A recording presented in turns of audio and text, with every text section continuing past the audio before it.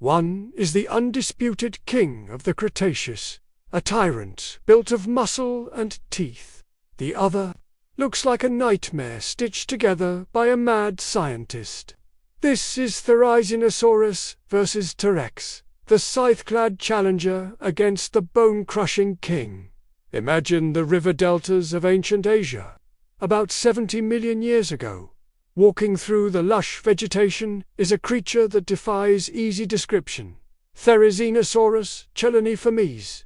It stands nearly as tall as a T-Rex, covered in a shaggy coat of primitive feathers. But its most defining feature, the thing that stops you in your tracks, are its claws.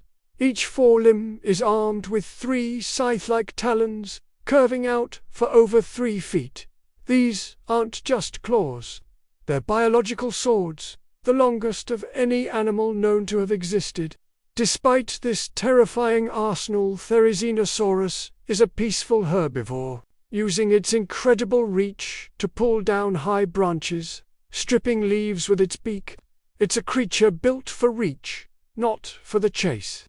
It's an unlikely champion, a bizarre giant in a world of giants.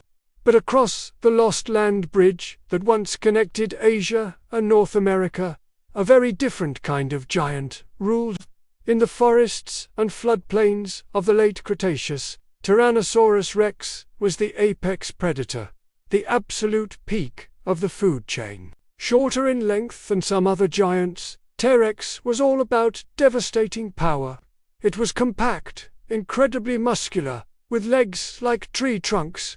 Its entire anatomy, especially its massive skull, was engineered for a single, brutal purpose: to end a fight as quickly and decisively as possible. Its bite force was unlike anything the world had ever seen, or has seen since. With teeth like railroad spikes, a T-Rex didn't just slice or tear, it pulverized. It was a walking bone crusher, a predator whose every hunt was an act of overwhelming force. When T-Rex bit down, bone and flesh alike shattered under the immense pressure.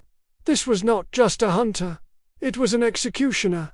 Now, let us set the stage for a clash of titans that could have happened if their paths had crossed. Our Therizinosaurus is peacefully browsing, its long, graceful neck swaying as it munches on foliage. It moves with a deliberate, unhurried pace. As a herbivore, it's not a sprinter, but its sheer size is a powerful deterrent against most predators. The forest is calm, filled with the sounds of insects and distant calls. Suddenly, a sharp crack echoes through the trees, a sound of immense weight snapping a thick branch. The Therizinosaurus freezes, its head snapping up. From behind a curtain of giant ferns, the king emerges. Tyrannosaurus rex. Their eyes lock across the clearing. The air grows thick with tension. The T-Rex, assessing its potential meal, lowers its massive head, a low growl rumbling in its chest. This is a classic intimidation display. But the Therizinosaurus does something unexpected. It doesn't back down. It doesn't attempt to flee.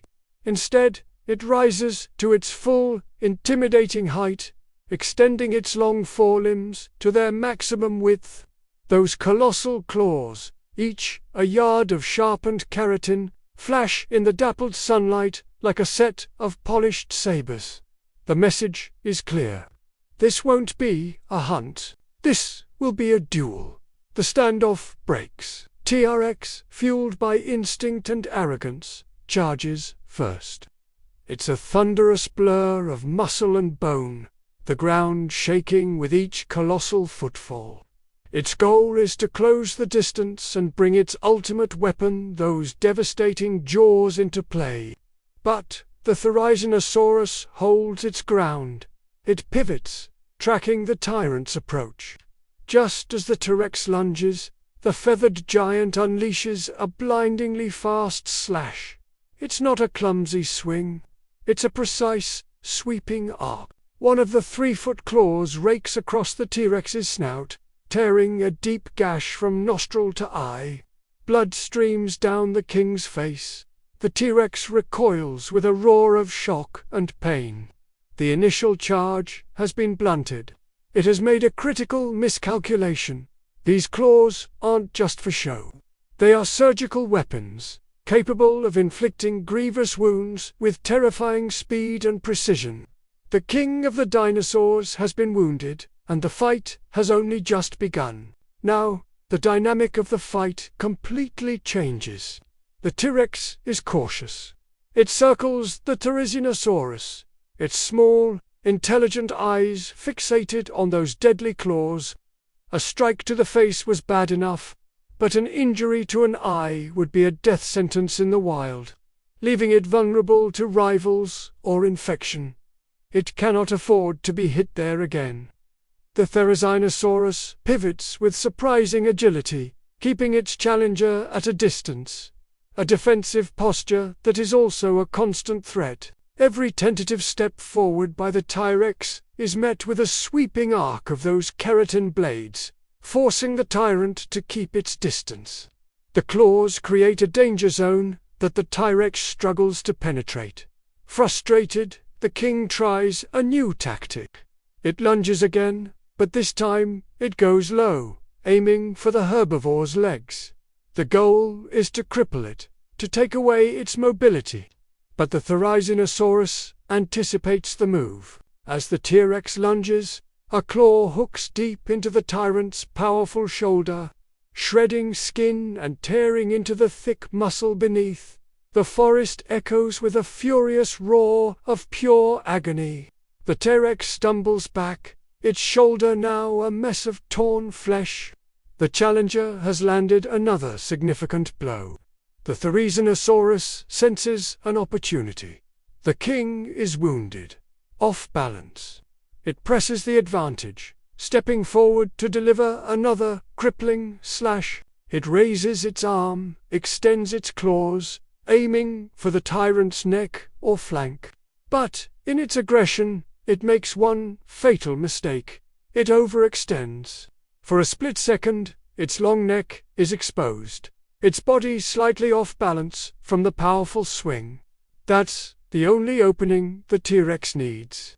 All its predatory instincts ignite.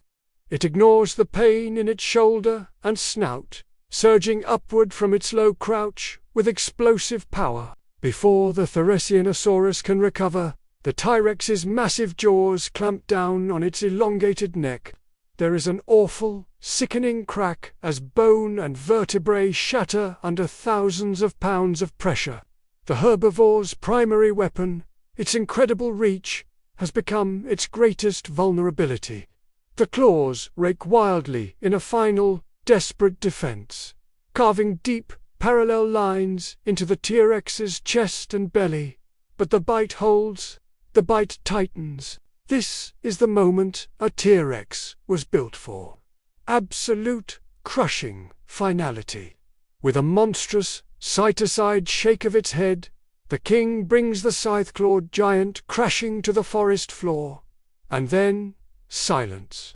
The T-Rex stands over its fallen adversary, breathing heavily. It is victorious, but not unscathed. Deep gashes cover its face, chest, and shoulder, wounds that will take time to heal and could easily become infected. Victory came at a heavy price. The Therizinosaurus lies still, its life extinguished in an instant. Its massive claws, which had performed so brilliantly, dig into the soft earth one last time. This wasn't a simple case of predator versus prey. It was a contest of evolutionary extremes, weapon versus weapon. It was reach versus force, blades versus bite.